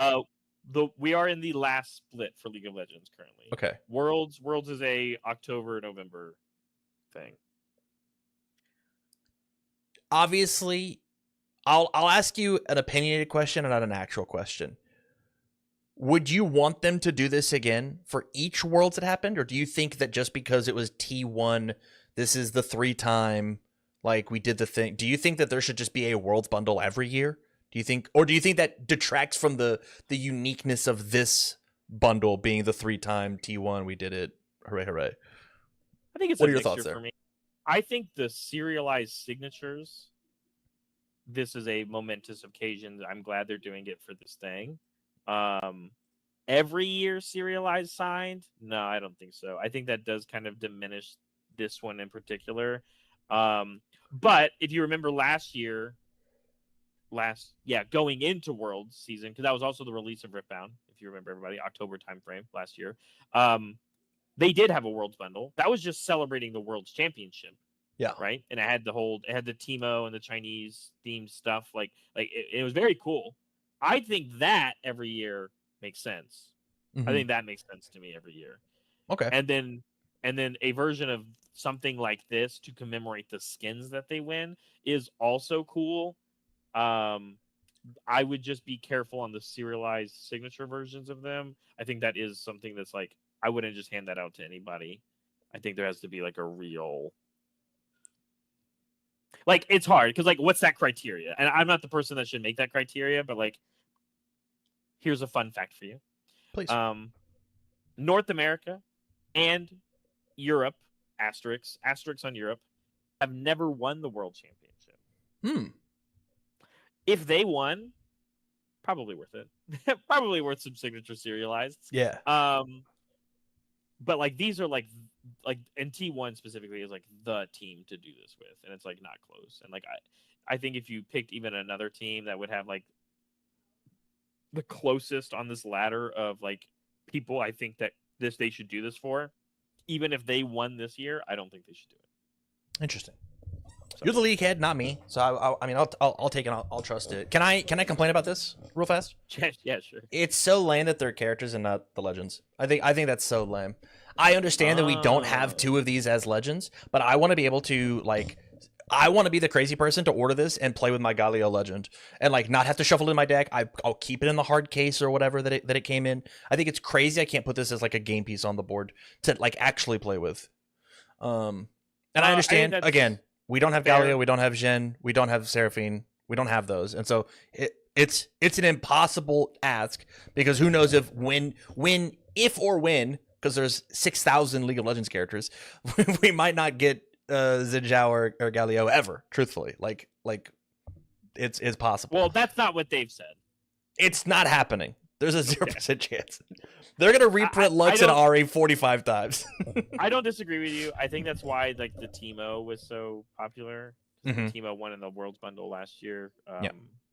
Was the legend. And yes. I agree. I totally agree. These are playable though. You are allowed to sleeve these up and put them in your deck. Just so you know. Yeah, but you won't. You know, Watch me. On the regular ones I'm going to get, watch me. I'm very excited for you to have the regular ones and play. Sadly, I don't play a deck with any of these cards in it. You will be playing Seraphine next set for sure. What? Yeah, I don't know. You're gonna make it because you're gonna have the card. There's no way you don't. You know what? I know. All right, man. Everybody, good luck in your lottery. Super excited. Last topic of the show was, I'll find it. The regional championship information is officially out. This all changed, right? Or is that's next year's stuff? What? Didn't we change like the names of a bunch of stuff? Yes. Sorry, that's next year's stuff. That is next year. Okay, we won't talk about that. There's a separate article that talks about 2027 organized play, which is like they're going from they're calling them continentals or Mhm. something. These are the championships that are happening now announced. Europe is happening in November, and then the North American one, which has already kind of been announced at Convergence Fest in Las Vegas, Okay. alongside the TFT event that happens. Hence why they're calling it the Convergence. It's the two of them coming together. Oh. They know that. So anyway, they announced that the championship was happening there, and now they have announced what is the format, what's going on, what makes it unique and different, etc. And so I think this is important information because there is basically some semblance and discussion of pricing, and that I think is the number one question that people have been asking because they've been earning these qualifications by getting top 64 at these regional qualifiers, hence why they're called qualifiers, all year and have not known anything about what they're qualifying for. Correct. And now we do. And it has some very interesting pricing associated with it, and I would love to hear your opinions on it. So first we'll talk about the format. Yeah. It's going to be a 3-day event for both of them. Which is new. These have been 3-day celebrations for qualifiers, but the main event itself has only ever been across 2 days. So, and Friday, there will be 6 rounds of Swiss. Everybody applaud because that is the least amount of rounds we've ever had to play in a day for Riftbound. And you will convert to day 2 by essentially going 4 and 2. Yeah, makes sense to me. 4 and 2, you go to the next day. That's great. On Saturday, you will play 6 more rounds of Swiss, totaling 12 rounds of Swiss before you cut to top 8, which will become single elimination. I think that's good because, first of all, that means if you go X and 2 out of a 12-round tournament, and I'm going to make a random guess at how big these are supposed to be just based off of the amount of regional qualifiers we've had, and the amount of people that get auto invites by being in top 64, I don't think these events are going to go over 500 people. No, I think that's fair. Especially, this is me just not knowing ball. Do invites roll down? No, I don't think so. Yeah, there's no shot. There's no shot then. Sorry, I was refocusing. Yeah. So, and remember, if you have an invite, you have to pick which one you use it for. From what I understand. Oh, interesting. So it's not you don't get both. So for example, yeah, exactly. Unless you go get another top 64 somewhere. Oh, I see. So like Prismaticism has 2 invites. He's going to both. He's going to both. Yeah, for sure. Yeah. Sure. At least he doesn't feel like it. You know? He does not feel it that day. You're right. So because of that, X and 2, at least I'm terrible with bracket math, and I wholeheartedly admit it. I make other people do it for me. X and 2 qualifying to get you into day 2, which is still important regardless of what I'm about to say because we'll get to it later. I think it's still good enough to make top 8 for a 12-round tournament of 500-ish maximum people, right? Well, for the narrative, we'll say yes. I'm also not a math person. What sucks is I'm there to play 12 rounds. What I don't want to have happen is someone who qualifies to go to day 2 and then they're like, what are they playing for, right? Unless you're one of the undefeateds or X and O's. It depends on best of pricing. I think it also depends on what does top 16, top 32, top 64 pricing look like. Like I think there's probably a reason to play, but just like going X2 drop at the actual regional like doesn't really make sense to me. You know. Well, I'm glad you brought it up. Let's scroll down. Let's talk about it. Here's our pricing. Okay, so every person who will play in the participation package will get this Cassante promo, which is cool because this is a card we've never seen before. So it's from Radiance, including a commemorative playmat. Do we see the playmat? Oh no, I don't think so. That's okay. No. So there's a playmat that comes with this, which is neat. like similar to if you were already getting like a premium badge at an RQ, right? Yeah. And there's there's no payment if you get into this, right? This is you qualified, you can show up and play. I believe so, for the qualified Okay. players. Yeah. Okay. Like, or they're going to be sent. They're like, this is what you have to do. Like, you're for like the bare minimum to get in, right? Sure. They're invited, right? So they're getting sent a way to receive their badge. Love it. That way, right? Okay. Okay. But of course, there are attendance things, which I guess we can kind of talk about. I think. I don't know. Anyway, scroll down. Yeah. There is a reason to make day 2. There's a new card. You get a different one. It's an alt art? That's cool. Guess. I don't know. Again, maybe. This is a card I've never seen before. It's an alt art. It's an alt art. It has a alternate art from this one. It says exclusive day 2 promo card. That's what okay. It says. Okay. It looks cool. I like this skin for Cassante. And I just don't know what the actual like alt art of this card within the set is, and like that's the main question I'm sure people will be asking because of like what the trend has been for the RQs this year. So I guess that's the big question that we have. We just don't know the answer to that yet. And I really hope they're different. I hope that, I think most people to the point where if this Cassante is in the actual set, I want him in a different pose than this. Oh yeah, sure. I don't know the answer. Probably not happening, but it would be that would be very, very cool. Whereas, like, I think we can all guess that this top one is probably the base one, right? It just has the promo treatment, like with the swirl. And anyway, and then you have top 8, which this one is a third artwork, which means one of these, if not both, are actually like inclusive, right? You will get a top 8 matte, exclusive, and a promo card recognizing their achievement. And then, of course, briefly looking at these ones, and there's also a stamp, I guess, on the card, top 8. Oh, there is, yeah. There is also, for winning the whole thing, another exclusive promo and mat that is not shown. They don't have it. But looks good to part me. of what this kind of like leads into is we talked about it, like, what's the point of making day 2? Well, they told us. Yeah. The point of making day 2 is that everything we discussed earlier on the podcast about, man, it is really lame that we're not going to see a ton of Origins registration characters in Barcelona next week. Well, they are bringing back the best ofs for, which by the time we get to this event will be set 5, which means out of a normal situation, if this was an RQ, Origins and Spirit Forge Legends would not have best ofs, but they are going to make They announced North American Regional Best of Prizing will require competitors to at least reach day 2. But every legal legend will be available as a plated best of legend featuring their overnumbered artwork, which, as you can kind of already see here, but Barrett, 4 of those don't have overnumbereds. Well, I guess they made them. They made them. So here are Lux, Garen, Wuju Bladesman, Yi, and Annie. That Lux is going to be the most expensive card in the game, no?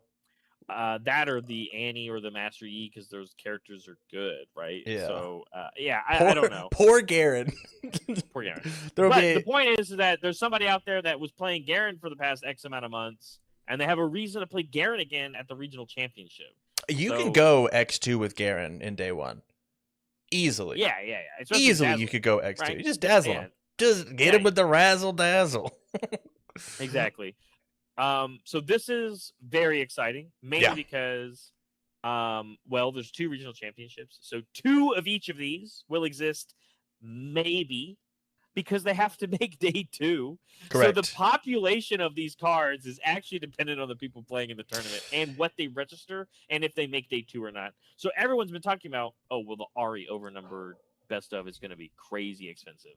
Yep. You got to go. You got to get there. Ari. Yep. You got to go exit 2 as Ari. How do you feel about? Let me. Obviously, you've got no control. You guys can play. How would you feel about them for the regional qualifiers? Them taking away the best ofs and just pushing them into the regional level and replacing that prize with something else? Or do you think that the metal card is still cool at the qualifier? Understanding that next year they're changing the names, but they're essentially the same thing. With the prize ones, you mean? No. Or So specifically regional qualifiers, they've got the best of metal cards, but the foil Yeah. ones, and then they've got these ones which are the alt art overnumbered, right? How do you feel about just leaving these at the regional level as like a super mega awesome prize and taking away the best of here to replace it with something else that is different or whatever? Especially because it is hurting the meta game that the best of pricing, like my opinion, I'll just share. You should do best of pricing for everybody, for every legend, or kill it. When it comes to events, right? You should pick one. Best of already does enough shaking up of the meta of like people will actually register a character that they shouldn't register to win the event. Taking out 33% of the potential characters on a whim, and some of them are good. It's just like it feels like a not necessarily slap in the face. It's a card game, whatever. We're not there to like make a living. Some people are, right? And so like it's tough to like be a spirit of competition and like be a fan of the spirit of competition and have such like weird hoops to jump through just because of the dollar bills, you know? Sure. I think I probably am on the no side of it. I think that it's funny because you and I come from another card game that in the past this rule was semblance of what we were talking about. Yes. And because of that, I don't disagree with what you're saying. I don't disagree that this is a forced sort of like masking, at least the point that it is now going to become, which is we are going to go into Barcelona and we are going to see how many people actually will not register Origins and Proving Grounds characters because there's not this extra prize. Like we're going to see it happen live in living color. And then after these 3-hour regional qualifiers, we're going to go to another event that is going to look completely different, not because we have a new set that came out, but because we have basically now soft brought back in Origins 20 something legends, because by then it would technically also not be Spirit Forge, right? So we have created a weird fake format, right? Which is basically what you're talking about. And instead of people just registering what they believe to be the best decks in the game, they are just registering potentially fighting for this side thing. And then there's still the people that are also registering the best decks, right? Yeah, it's like I'm okay with the mini game, right? Yeah. But just make the mini game happen for everybody, not just like a small portion of people. But it is for everybody, right? In this event, yes. In the other ones, no. Oh, I see. Right? Like the mini game doesn't exist. Yeah, 100%. Oh, okay. Yeah. Yeah, I think that's fair. I mean, I'm personally quite sad that 16 legends, I think, we're going to not be represented next week. I think that's very sad. I agree with that. Because I think that there are characters that with Vendetta from the last sets got cooler. There are cooler characters, and let us showcase that and have that reward of I don't think that this deck is going to win the whole thing, but here are the cool kickflips that I can do. Here's your best of pricing because you did something innovative, right? Yeah. Like that would be and dope. There's the narrative. There's the narrative on the other side of that, which means when you do find the people that are registering that deck, knowing that they cannot go home with a best of, that means they do believe that it can win the whole thing or get them what they're looking for in the tournament. Again, top 64, maybe it's just top 128 for the playmat, whatever. Maybe they're just going and they're playing their favorite legend because that's what they want to do and that's why they play Riftbound. Absolutely. I just think if you're going to play in 13 rounds, you might want to pick something that you believe in. Fair. But I don't disagree with that take. I just like the idea of having to make day 2 because you don't have the sort of like weirdness that happens with like the best ofs that get decided after day 1, even at the RQs. Yeah. I would be so makes down. It actually, dude. Like you have to build a deck that can play the game, and that is why I think I love the system. I love this system. I just want it for the rest of the RQs. That's like like that's fair. I hope that they adopt the system for the later. I get that we've already announced that this is how it works with the rotation of the thing. Just put it back and make it the system, because you still it softens what that mini game is, right? And I think they're going to learn and they're going to hear feedback, obviously. And if there's one thing they've shown us is that they listen to the feedback and they make changes. Things take time to change, but like I mean they do listen. This is a whole new thing. This is a whole new event type. This is a whole new thing that we've never Yeah. seen. Yep. You know, and you know, God forbid, I don't even know what to even think about what like the first ever like world championship looks like for Riftbound, right? Like that's a whole different conversation. But like And this is you're gonna already figure it out, buddy. and this is a whole new thing, and I think this is cool. This is a cool way to get the overnumbered art involved as well. Yeah. But I think a lot of people like those arts, especially like for me, like one of my favorite decks is Ivern, and the Ivern overnumbered is gorgeous. Yeah. So like if I was able to play in something like this, I'd be like, heck yeah, I'm going to do whatever I can to make an Ivern deck that will go to day 2, and I'm going to be the best Ivern. I'm going to get that overnumbered best of metal one. I think that's incredible, right? Like that's something that I would do. Yeah. But I don't disagree. I think it just depends. We're going to see how this goes. It's also, again, a 3-day event. So I think players are going to be in their better forms than we normally see sometimes as well when, you know, you get to like the last 8 rounds of a day. So I think and the people that are here because they got invited because they did well at a regional qualifier already, which is a hard thing to do. I have to go do it in LA. So. This is already going to be the most peak tournament that we're going to see, and the people that are going to choose and try and best of Metal Hunt, they still have to play a deck that can win games, and that is my favorite part about the system. And we are going to see that again at regional championships because I think it will give a real picture of what legends and decks are playable in this game. Whereas when you go to other games that don't have this sort of incentive, you just see people get lazy. Yes, totally. And now there's a real reason to be a specialist and to work hard and to put in the practice to become really good at one of these legends, and that's why I'm excited for it. Yeah, I think it's a great system. I'm excited. Give me more. Give me more. Yeah, absolutely. Well, there is more. Don't worry. You scroll down. There's also cash. You know, I guess that didn't go anywhere. I guess it's a little bit bigger than the regional qualifier ones. It's a $50,000 prize pool. So if you get first, you get $10,000, and it goes all the way down to 64th place. Dope. Which is cool. And then if you scroll down some more, they talk about the Convergence Fest, and then there's also going to be a Chinese regional championship, which makes sense. And it just will replace they have majors. They have a major every time at the end of a set. And so this one is just going to be the Radiance major, and it will just consist of their 256 invitational. And then they will have an open registration tournament for more than 1,500 participants, ensuring that the people that are there, they can find the right thing. So they're going to have a very similarly shaped thing. They're going to have more details on it. And then they talk about briefly in the last thing about Worlds, and they say the top 8 finishers at each of these above regional championship events will earn invitations to compete at Riftbound's first ever World Championship. For every player who makes it to Sunday, every match they play will be one step closer to becoming a part of Riftbound history. And I think, to me, going back to what we just talked about with the overnumber things, that is what I think people are actually going to be competing for. I think we can sit here and talk about dollar signs for best ofs all day, but if this is what they're doing for the regional championship, holy cow, I cannot imagine what the first ever Riftbound Worlds is going to look like. That's what you should be fighting for. You should be looking to be in that top 8. And there is a ton of people out there that is, you know, when every time I talk to Alan ZQ and I talk to Prismaticism, yes, they have a ton of these best ofs. Of course they do. They keep doing well. They are not locking in the legend that they pick because they're trying to go home with a best of. They are locking in a legend that they are playing to win. Yeah. And that is what I think people should be doing. And the best of is a nice consolation prize if you try and do that with something that you truly believe in or want to be a specialist in or whatever, right? But it'll be a whole new set. It'll be a whole new format. We won't know what that looks like yet.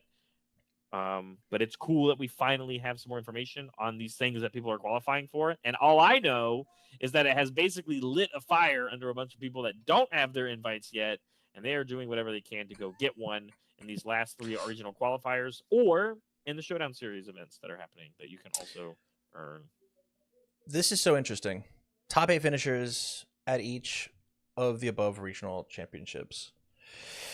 We said earlier that you can double up if you got double invites. I'll just say the name. Squirtle goes in and top cuts the European regional as he's opted to do. He then is going to come over to Vegas and top cut this one too because his year was broken. I heard it on the Barrett Riftbound Supershow. Do you? It doesn't roll down, right? He's just taking up 2 spots in this top 8. It's not. It's no longer 24 people playing. It's now 23. I don't know. That's interesting. It's interesting. I get, maybe that's a good question. I hope they have an answer to it. I think what's more maybe sad to me is like, and I'm only saying this because we had a similar situation of this in Universus. Leaving it down to the top 8 is scary because like what happens when all these players that we've seen or even other ones that have won these regional qualifiers who we are basically putting on these giant pedestals of like being very good at the game because it's very hard to do. And what happens when they don't make top 8 and they don't go to the world championship? I think that's like a big sad. I think that's kind of sad. I would be very sad if I'm incredibly happy for those 8 that do. Of course I am. But like, could you I can't imagine a world where we hold a world championship and Prismaticism and LNZQ are not there. Dawali wins the first one, right? Dawali, and like 14th because he just had a bad day, right? Factor, who just won the last one, right? It's like, and like if they don't make top 8 at those 2 events, they're not there. Yeah, that's scary to me. But again, that will be the most rigorous 2 tournaments that we'll have hosted because of the caliber of players that will already be there. So I get it. Making top 8 for it, big achievement, big thing to do. And I hope that the players that end up getting those slots understand that I think that's going to be a crazy prize, right? Yeah. Going to that first ever Worlds for this game that is growing and growing and growing. It's dope. I'm excited. And all this has done is made me want to play more. Straight Absolutely. up. Straight up. I'm sitting here looking at 2 piles of Universus cards and 2 piles of Riftbound cards, and all I want to do is pick up Riftbound. It's this game's got its claws in me, man. With that said, though, thank you all for hanging out and watching the Tam and Barrett Riftbound Super Show. Normally, this is supposed to be a call-in show where me, Barrett, and you are the third guest. But, we're coming back. No advertising. We decided literally to do this yesterday.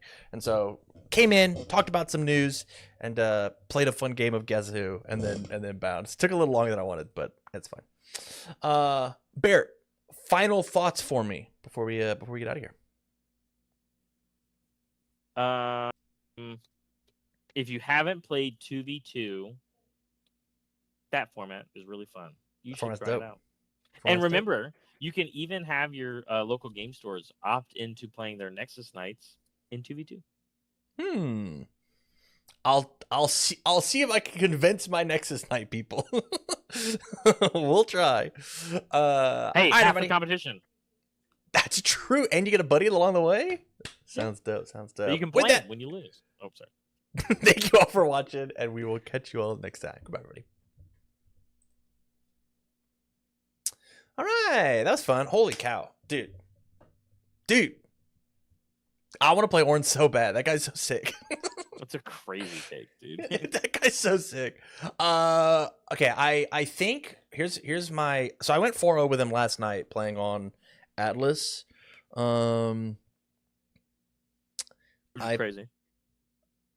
Crazy?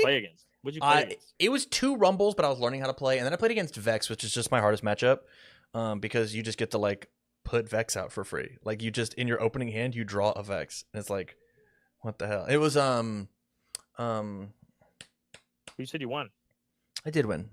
Yeah, it's just a hard matchup because you just like you put Vex out, and then my Sprite bottles don't work, and I go, what the hell, man? What was it? Oh my goodness, what is his name? I'm blanking. This is incorrect. I'm leaking. Watch stream. Wait, go back. I'm leaking. We're leaking everything. Back to my face. You're in my Discord. Yeah. I'm leaking everything. We're back.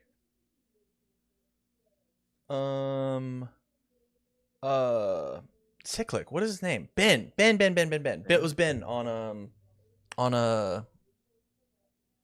it, and he was like, I don't love the list that I have, but straight up, man, this deck feels like like just a really tall Lilia, and I just really like it. Tall Lilia. Well, Yeah. maybe you might like Nasus. Maybe you just like those domains. I don't know. I thought you were a blue and yellow gamer. I have been trying. I didn't like the shape of the I didn't like the shape of what the set 3 Victor looked like. I just like didn't enjoy it. Albeit it is very good. But I was just like, that was some of the best success he's had. Yeah. I just like didn't like how it looked. But then I played Yi, got rolled by an Orin at in Dallas, Houston. I can't remember which one. I think it was Houston. And I went, whoa, that guy played exactly how I want to play. And it was like, I came back, I won those 2 skirmishes with it. I think dropping in the first one I didn't drop a match. In the second one, I only lost to a Diana who just like kept top decking Vexes and then ran it all the way back into top 8 and then beat that same Diana to play. And then like the deck did like barely changed with Vendetta. Like I just like feel confident with it. Like it just like feels good and fun to play. You want to guess the 4 that I built? I already talked about a couple, but I don't know. You tell me. I wasn't feeling very inspired of this set. So I was like, well, what's the new big thing? And so the new big thing is just the opposite domain pairings. Mm-hmm. So I built those 3. So I have Jace, Kennen, and Akali built, and then I built Mel because I was itching to build a Blurple deck already at the end of set 3, and I was this close to building Diana. But then Mel was shown off, and I was like, I think that's fine, and like I'll mess around with the Empower mechanic or whatever. And that deck's kind of good. Her signature spell is broken. I'm very nervous about that one. It is to the point where, do you know how many spells I'm running in Ornn? Probably not a lot. 6. Discipline and something else. Defy. Yeah. Discipline and Defy. And you know what comes out in the Mel matchup? All of them. I will take them all out. I do not care about them. That's fair. Yeah. Yeah, I think it's very good. I think that card is so good that I just actually think we're playing with it the way that it was not intended to, but that's how the rules work, Sure. Expand upon that thought. What does that mean? I just think that card should have had the exact same wording for like what spell you can copy as like Defy did. Cost 4 or less and 1 power. Mm-hmm. The fact that it's like, oh, you played. What's a good example?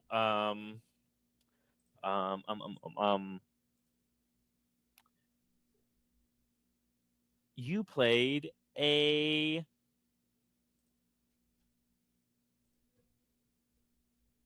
Zenith Blade, and it costs 3 energy and 2 power. Normally, a card like that can't get counterspelled, because or one can't get defied. Yeah. But because it costs 3, it doesn't matter how much power it costs. Rebuttal goes, actually, I'll play that one for 1 and 2 recycle.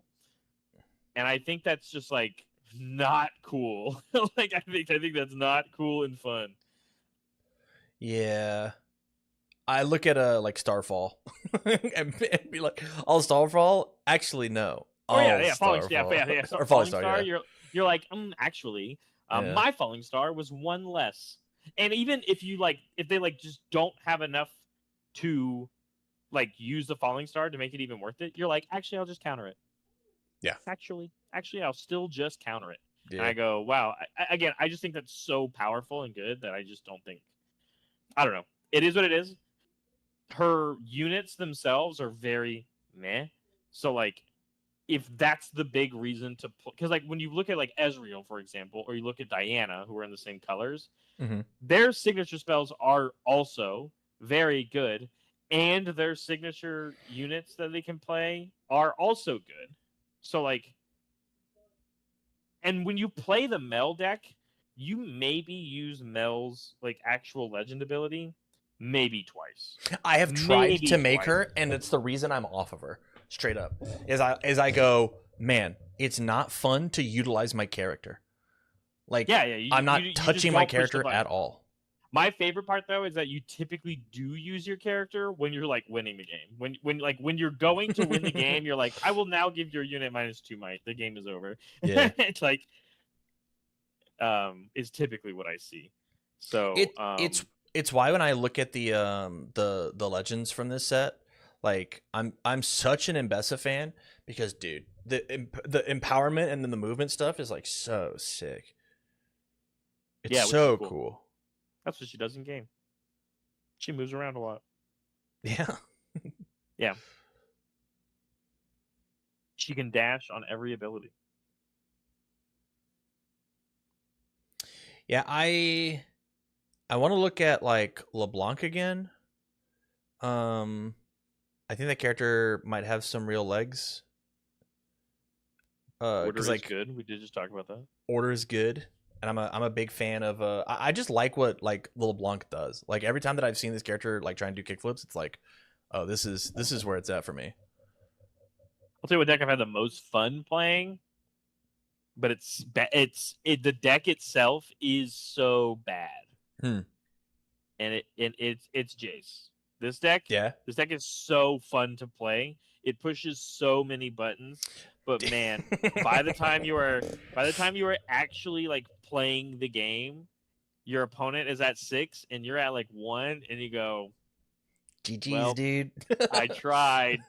The only success I have had with this deck is because I am now playing triple unchecked power. Damn right. Unchecked just to get them off.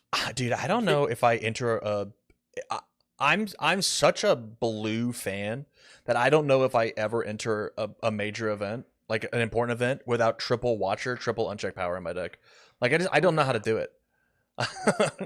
That's a lot. Okay. I don't know how to do it. I refuse. I'm now finally I am building a new deck, mm-hmm.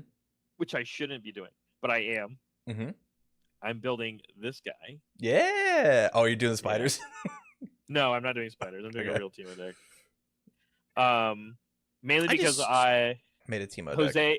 Jose hit me with the, you're going to Atlanta, right? And I go, yeah, I'll be at Atlanta. He goes, are you going to finally make me play Riftbound? And I went, yeah, sure. Yeah. I've got 13 decks. What do you want to play? And he goes, Teemo. And I go, I ain't got that one. And 14 it is. And he goes, can you? And I went, yeah, I can do it. I need to buy 4 cards to make this deck work. So I said, fuck it. Yeah, I'll do it. My Teemo deck is boring. Oh. Yeah. It's just a Blurple deck. Mine's cool. This is my favorite card, and the only reason why he's worth playing. Yeah, for sure. And it's like not close. So, but I mean, I think the hidden mechanic is cool, and he does it really well. And I think this is a really good new card. It keeps getting cut from my Burple lists, and I'm like, you have to be a deck that is like actually trying to like abuse it and use it, you know. It's so, for example, Kaisa list. Yes, yeah. So I put Nate on it because like you should just probably be doing it. Yeah, Kaisa. So because she's already struggling in other aspects. So, but yeah, I mean, yeah, you can bring here temporal whatever on your opponent's turn. Yeah, that is the idea. And I was trying with this deck because I don't recycle for the hide or whatever to like do the Swain stuff and like double score on their turn, ride the wind, do the thing. But like that is so cool in this color. Man, is it so hard to pull off, right? Like it's very strong when it works, but I can't see how in any world it is even remotely consistent. I mean, I don't know. I think if you want to do that, you should just still probably be doing it with Hui. Yeah, which is hey, you'll never guess what I just did with my Teemo deck. Yeah. You probably put in Hui and yeah. Because we were building Ari. So Nate's new thing is Nate only wants to play legends that are in KDA. And he said, those are the only decks I'm going to build. Sure. KDA is a fictional K-pop group from League of Legends. Mm-hmm, mm-hmm. So it's Ari, Kaisa, Evelyn, and Sarah. Or sorry, I did it wrong. I jumped the gun. There's 4 of them in the band. Mm-hmm. It's Kaisa, it's Ari, it's Akali, and it's Evelyn. Sure. And then when the KDA came back, they had a feature of Seraphine. So, and I haven't even seen the 4th one, right? Am I crazy? That name doesn't sound familiar at all. Evelyn has a card. Evelyn has a unit. Oh, it's this one. Okay. Evelyn, like a entrancing girly. Yeah, she's it's like a demon of lust or whatever. She's charm. Yes. Yeah. Which makes sense. She has a charm ability in League. Yeah. So those are the 4. So he has Ari, Kaisa, and Akali already. Mm-hmm. And so he's missing Evelyn. Well, Evelyn's coming out in Radiance. They've already told us that. So, and then if he wants to build Seraphine, because she's the 5th feature, we know that she's coming as well, right? So, so he's just gonna play KDA decks, and so he's just trying to make them the best that he can. So when we built an Ari deck, I said, "Well, Nate, you got like 2 options." I said, "You can either play the hold deck, the deck that just wants to try and hold and uses things like File Maz and like a Blitzcrank to like make your opponent play the game weird, or I said, or you can do the Frigid Jewel Hui shenanigans stuff." And he's like, "Well, why don't we just build both?" So we built both. So that was the most recent Hui deck I built. But you still play like the Porobots or whatever. Because you get the double up, right? Oh, yeah. Because it's a gear unit. Mm-hmm. And you can play Ari with gears. Things like Mask. Also, the Jewel itself is a gear. Yeah. So the Porobot actually can just draw you cards. Anyway, but yeah. So I've been building quite a few decks. I've been playing quite a bit. My biggest ones are still. I'm really into the Mel deck just because maybe I like the Blurple combo. I play a lot of Azir, Ivern. Love Ivern. Dude, Ivern's so cool. Jake's put me on Ivern, and it makes me want to make the deck. Like it's just like it's so it just plays units that like I don't play, and that's like the neat part, right? Is like it just like plays with the things that are still in my box, and that's cool. I'm excited. I've completely shifted what my Ivern deck is doing than what I was doing last set. But I'm excited to mess with the new cards. So, also I did get my Secret Garden while I was at Gen Con. Oh yeah. And I did get the tokens that are foil. Nice. Yeah. So I got a little lucky. I grabbed 2 for Rebby so that she had plenty of sprites for Lilia. Yeah. But yeah, so I've kind of changed what the deck is doing, and there's like some new cards now. Like my top end has changed quite a little bit, and I get to play with the new bird. Yeah, the bird. The bird was good. That's what Ben was doing with Vex last night. Was like put a Vex on a thing, put a bird on a thing, and then like put Seraph. Is that her name? Seraph? The one that readies everything. Sona. It was Sona, sorry. Like put those 3 out and then just like play crazy defense and like have infinite cards and whatnot. Yeah, I mean, yeah, the Ivern, the unit, the chosen unit gets you more units, and then as long as you just like play draw cards, right? You just get your stuff back. Just keeps your opponent on their toes. Has enough combat tricks. Yeah, no, I think it's a cool deck. I already was in love with Order Calm because of because of Azir, but that deck plays very differently because of all the equipment that you put in it. So the Ivern deck is like a very different deck, but uses the same colors, and I really like those colors. So Order is for sure my favorite. The amount of Order decks I have is a lot. I have a lot of them. Yeah, I'm in the same boat, but with Mind. Like Again, I'm not leaving home without those 6 cards, dude. They will exist somewhere in my main or side. And you gave me 2 more slots to put more watchers in. That's crazy. You do have 2 more slots. Yes. Yeah, game's cool. I'm enjoying it a lot. It's nice that it's my job. It is cool. That is dope. All right, man. Well, I've had a pizza sitting here. This has been a good 2-hour stream. I appreciate it. I'll get this uploaded and on the things and the stuff. Obviously, we're not going to record anything next Thursday. You'll be flying. I will be busy. Yeah. But we'll do it the week after, and we'll do a little fun little recap.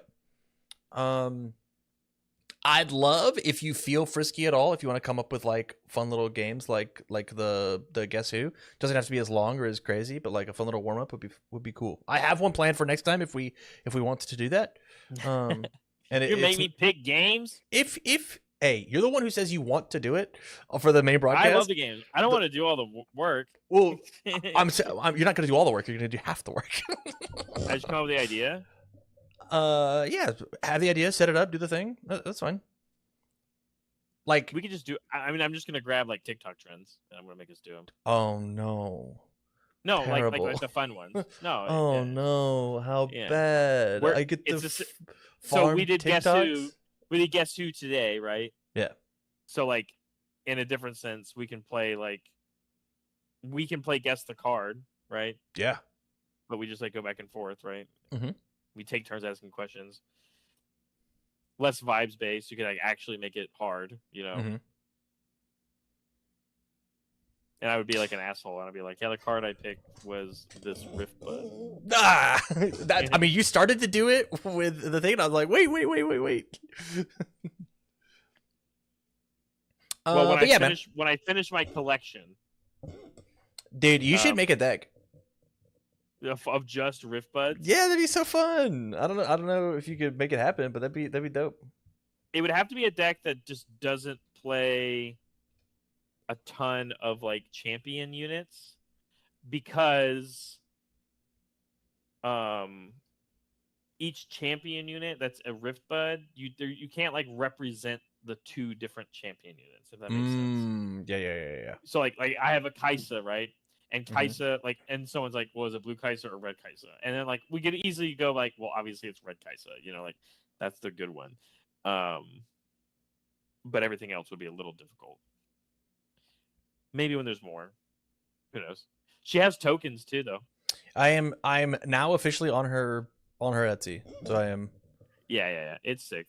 And when you meet her, if you ever go like say hi to her at the actual like regional qualifiers, she just like lets you pick one out and take one. That's cool. Yeah. Hopefully in Atlanta. That'd be neat. Or not Atlanta, sorry, LA. Yeah, I think she's gonna be there. I think it's on her Twitter that she's going there. So. Hell yeah. All right, goodbye, stream. Bye, everybody.